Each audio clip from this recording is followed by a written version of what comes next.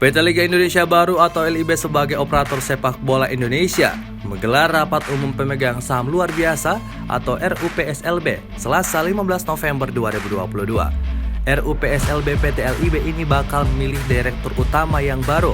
Pasalnya, Dirut PT LIB saat ini Ahmad Hadian Lukita ditetapkan sebagai tersangka dalam tragedi Kanjuruhan yang menewaskan 135 orang. 18 klub Liga 1 dan PSSI sebagai pemegang saham akan mengikuti RUPSLB. Direktur utama PSM Sadikin Aksa mengaku sudah mengajukan sosok untuk menjadi Dirut PT LIB. Namun ia enggan membeberkan nama sosok yang diajukan.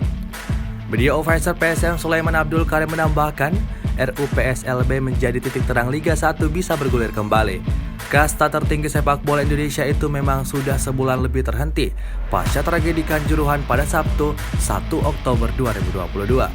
PT LIB sejauh ini menyiapkan 3 jadwal dilanjutkannya Liga 1, yakni 18 November, 25 November, dan 2 Desember 2022.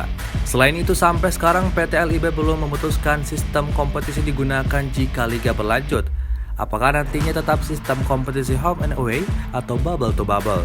Terkait sistem kompetisi home and away atau bubble to bubble, Hanif menyampaikan akan dibahas pula pada pertemuan tersebut.